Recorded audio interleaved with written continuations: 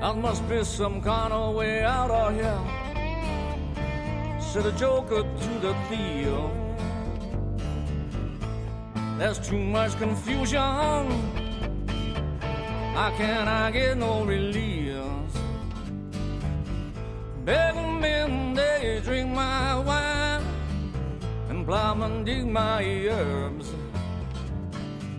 but none of them along the line, no one any of his world. Hey, good morning. This is Robert Jeter. You're on the Blues and the News, coming to you directly from Atlanta, Georgia. Hope everybody's doing well. It's a little tune covered called All Along the Watchtower. Everybody knows that, huh? Written by Bob Dylan, but of course, Jimi Hendrix took it one step further.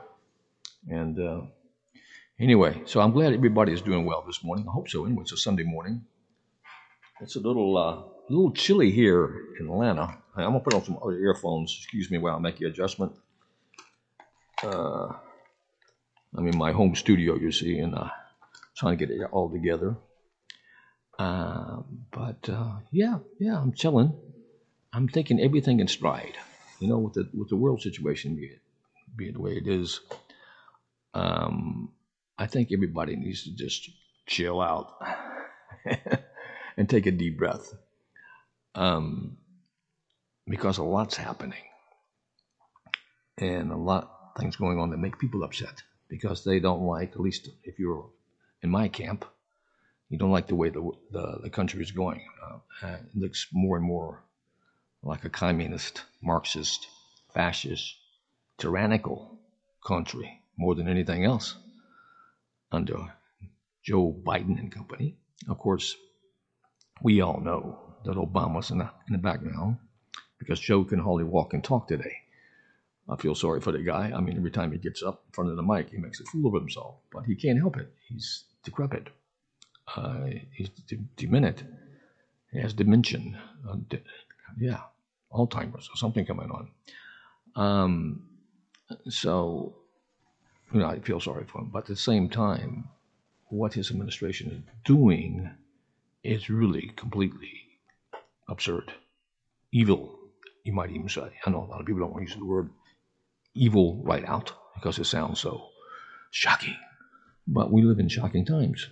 I would say we even live in biblical times because I've been around a long time. I've never seen anything like this. I mean, they said nothing new under the sun. It goes back to, I think, King Solomon, who was a very wise Hebrew king back in the day.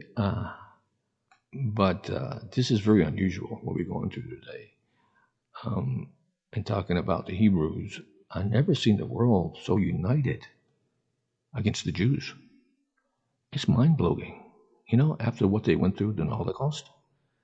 And all it took was an act. Of course, it's always been under the surface. If you're Jewish, you know you've always got your bags packed under your bed because you never know when they're going to come after you. A lot of people don't like the Jews, but maybe they're jealous. Maybe they have some kind of ethical standards, at least the religious do anyway, that they don't want to adhere to for various reasons. But the Jews have always been on attack. But now it seems like the whole world is united against the Jews especially ever since October the 7th. And that was such a barbaric, I can't even find the right terms to describe that event where Hamas invaded the southern part of Israel and massacred, raped, mutilated, tortured, burned, slashed, shot, blew up, whatever you can use, those poor people. And they're still hostages, and I'm afraid half of them, I don't know how many are supposed to be still under Hamas control, over 100 anyway. I imagine most of those have probably perished by now. I mean, they do rescue a few every now and then, but it's a horrific scene that took place October the 7th. And now everybody wants Israel to cease fire and to reward the barbarians, the savages, the Nazis, with their own state? I don't think so. I mean, Biden and Blinken and Nod, use a nursery rhyme. I guess we can put Sullivan in there too.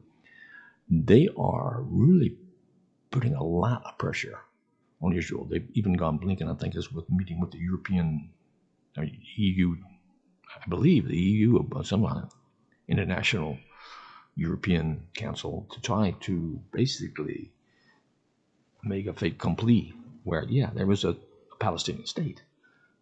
But it's not going to happen. You can't make peace with the people who all their reason, their only reason to be is to kill Jews. How can you live with those people? I mean, there are Arabs, I like to think, that could live peacefully with the Jews. I mean, that was the Abraham Accords, that whole thing that Trump initiated, along with Netanyahu, and of course, a lot of other players. His son-in-law as well. I thought I'd give him his son-in-law a hard time. Kushner, Jared Kushner. That was really going in the right direction. Of course, the ambassador, Friedman, helped with that. It seems like a lot of Arab countries, and they did sign on to the Abraham Accords. Of course, Iran was furious when that happened, so they had to make this attack, right? Which had been planned for a long time, because there's no way the Iranians and that terrorist network would live peacefully with the Jewish state. This is not going to happen. But I'm telling you, there'll never be an Arab state west of the Jordan. You know, the protesters always saying, from the river to the sea, Palestine will be free. That's BS. There's never going to be an Arab state west of the Jordan. That's ancient, biblical, Hebrew land. God gave them that land, people. Okay, you don't believe in God? Tough. But it's their sacred land, and it's obvious and known by anybody who has a brain that they've been there for over 3,000 years, even though they got kicked out by a lot of people. You know, I don't want to go through the whole history. The last exile was because of the Romans, but after the Romans kicked them out and burnt the second temple, they've gradually gone back. And finally, after 2,000 years, in 1948, they had their own state. And everybody agreed to it, except the Arabs. Of course, they couldn't live with the Jews there. The Arabs it was given, look at all the land the Arabs have around Israel. And they just want that little piece of map. It's a postage stamp. And so they got that mosque where the Jewish temple is supposed to be. That's not the big deal for the Muslims. It's Saudi Arabia, Mecca, Medina. That's their main point of focus, spiritual focus. It's just, it's small fries, the mosque they have in Jerusalem. But they make a big deal of it. And a lot of the Arabs use the Palestinians as a weapon to get in the way of Jews living peacefully in the Arabs' land. Although they won't accept Hamas into their countries. Saudi Arabia, Egypt, Jordan.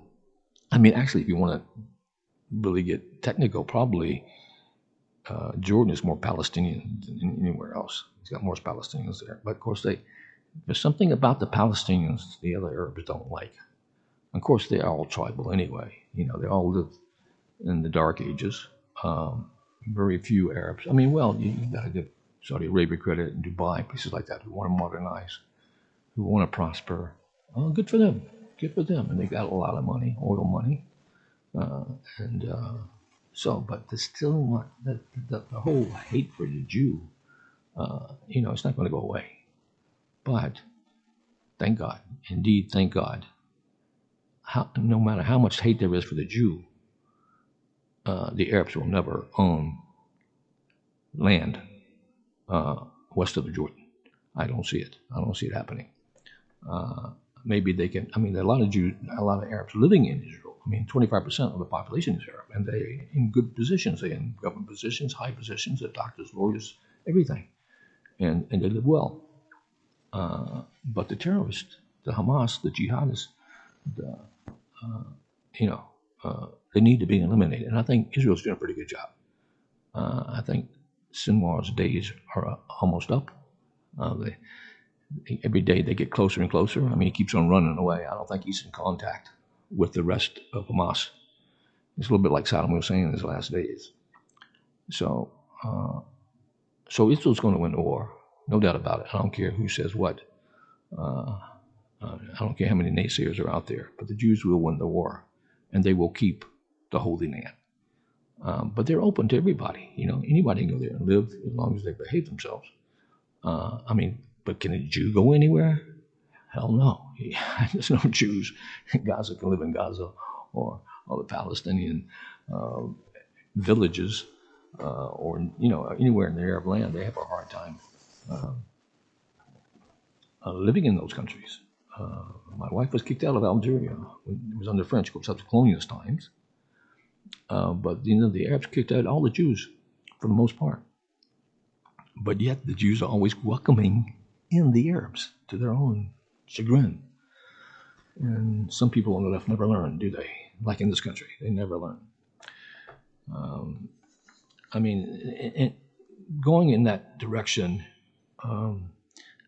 this is a guy, article is written by Hillel Fuld, F-U-L-D, I don't know if I'm pronouncing that right. And in the article title, I'll just read this because it's right on point. Dear world, we see you, and we won't forget. The double standard and hypocrisy surrounding this war and Israel in general is astounding and disgraceful. Here is a partial list. So here's a partial list of twisted aspects of the Israeli-Hamas war that prove just how morally bankrupt the anti-Israel crowd is. The fact that anyone in their right mind would call for a ceasefire when Hamas proudly declares it will repeat October the 7th over and over. Yeah, they'll say it to your face. Yeah, we're going to do many more October 7th. So how can you do peace with these people?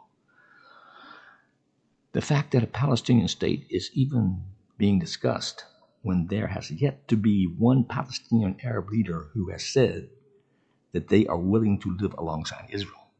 You can't make peace with these people.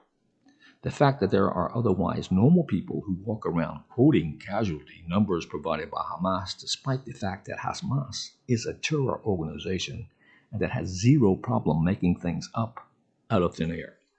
The Arabs lie more than Joe Biden lies, and he lies a lot. The fact that anyone denies the barbaric Hamas atrocities of October the 7th, despite the fact that there is HD footage of it all, and even Hamas doesn't deny it. People who have had to look at the video of what happened on October the 7th are messed up in their head today because of it. Most of them are anyway, especially those who are on the left. I have a friend, I'm not really a friend, but I know of a person who's the brother of my wife's best friend. And he's a journalist in Israel. And, of course, he's on the left, as most media is. It's another topic I want to touch about the media. But so he had to sit down and view the whole video of what happened on October 7th. And he's totally messed up in the head, they'd say right now, because they were so shocked that these poor Palestinians, who they thought they were like everybody else and they could live with, could do such barbaric acts. It's atrocious.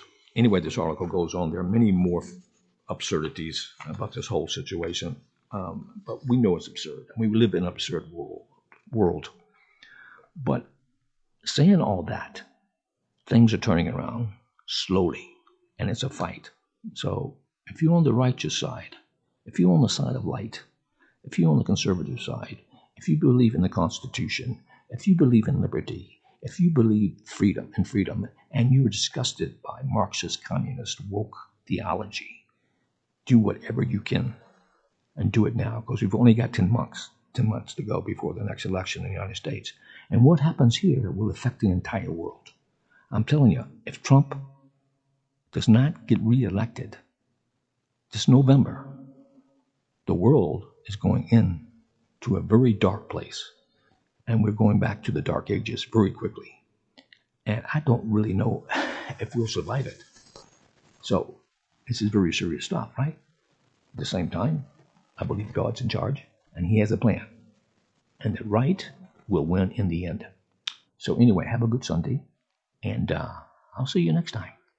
This is Bob Jeter. You're on the Robert Jeter Show, Blues in the News. Yes, indeed. Here's a little, I think I played the song on the way out. I usually play a song coming in and on the way out. This is a really rough, I'm going to work on this tune because this tune I just wrote called The New World Order. And this is a rough, just acoustic guitar and me singing it. But yeah, I'm going to produce this out so I can release it to all your streaming sites out there. But anyway, I'll just use this song to sign off and see you next time. Take care.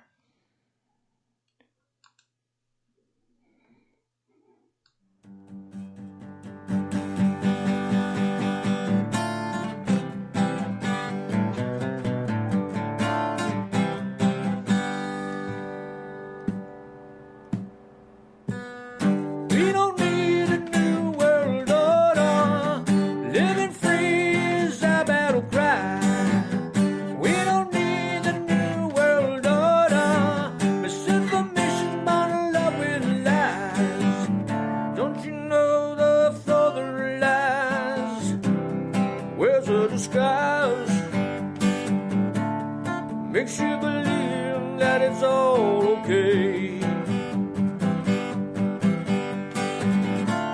And out of nowhere comes heartache and pain, raining down on your sunny day. We don't need the new world order, living free is our battle cry.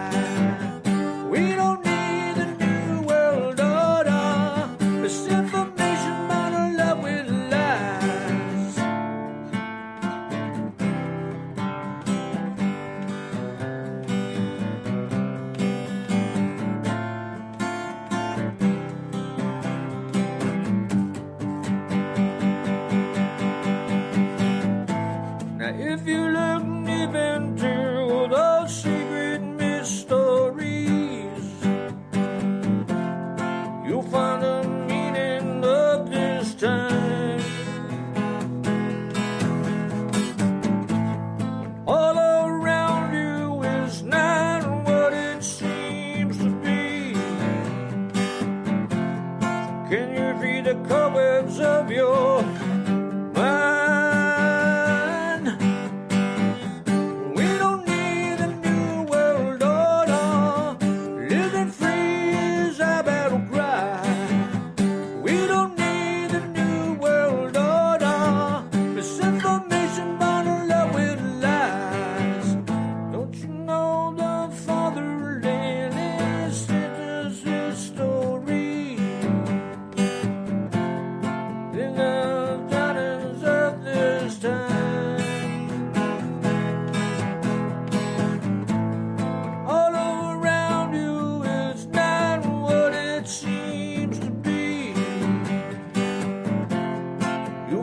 Cobwebs of your mind. We don't need a new world order, living free is our battle cry. We don't need a new world order, misinformation bottled up with lies. Yeah, we don't need a new world order.